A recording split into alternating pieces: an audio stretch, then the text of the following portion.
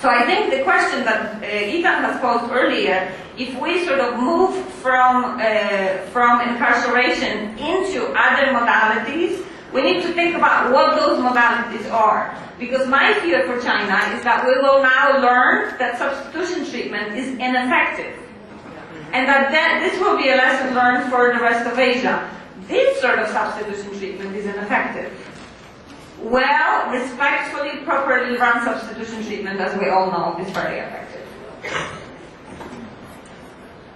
So, just for you to know, this is how many people are on substitution in those respective countries. Fewer than 1% IDUs in need receive substitution treatment. Now, what the reasons for difficulties with substitution is that this is over-controlled medication. It's a medication that is controlled in the ways that really are in some way insane. So if one looks at, sorry, let me just catch up with myself. Yes, please time for the women. Will do. So basically what happens is that treatment philosophy is organized around an unrealistic goal of complete abstinence. At the same time, in China, I don't mean to pick on China, average dose is 40 milligrams. When you discuss with treatment providers why, they'll tell you because we're Chinese, we're smaller. I mean, that is an official explanation. Waiting lists, age limits, requirement of documentation, of documented attempts at abstinence, reviews by commissions, all of this are sort of in a way of people getting access. Prohibitive fees passed to patients, very often corrupt staff demanding bribes, police interference, lack of take-home doses, punitive urine testing and body searches, and HIV-positive status preference. Preference creates sort of a perverse incentive. You know, if you're HIV-positive, you get treatment. If you're not, you don't. So let me move on to Russia, my other favorite country after US and China.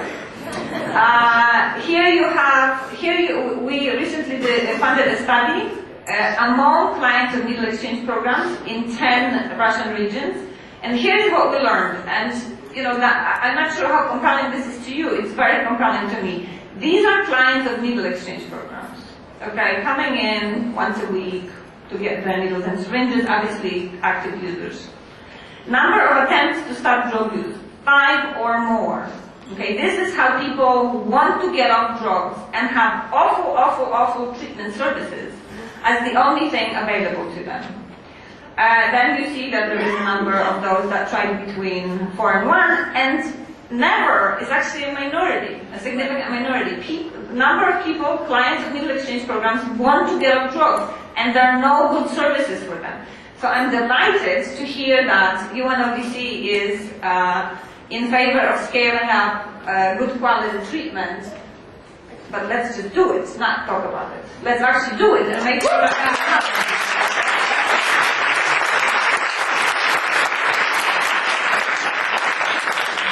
Okay, Ethan is telling me that I need to finish up. So I have 2 more points to make. I need a minute and a half. And here it goes.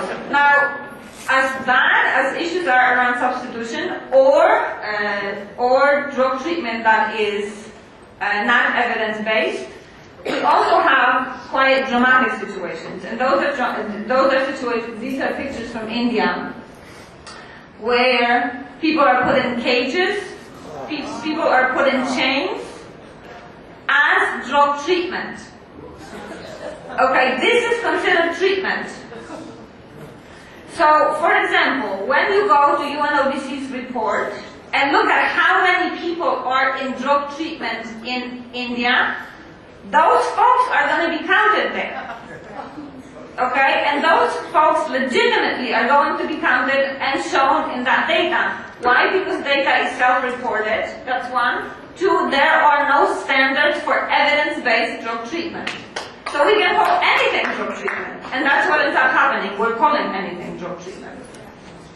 A year ago in Russia, 46 young women died in a place that burned down in Moscow. They went to treatment because they wanted treatment. They were locked up, and basically left and left them there to die. Again, this all happens in the name of treatment. So finally, women and drug use. The UNODC 2006 World Drug Report, which relies in large part on national self-reporting, makes more references to female cannabis plant, 14, than to women drug users.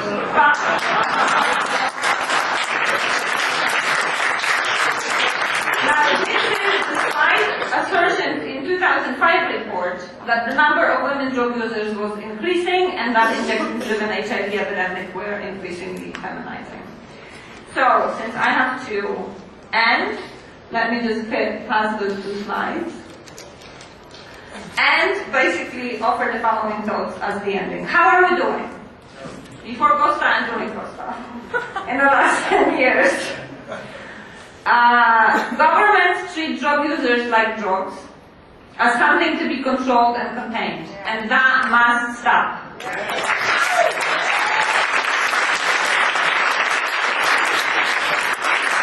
We are seeing mass incarceration, forced institutionalization, and registration of drug users as a norm, and that must stop. Harm reduction is not anywhere near the required scale to prevent an HIV epidemic, and that must stop. None of the most effective countries have national scale effective substitution treatment, and most do not even have pilot programs, and that must change. And instead, we have punitive, abusive interventions that are considered drug treatment, and that must change.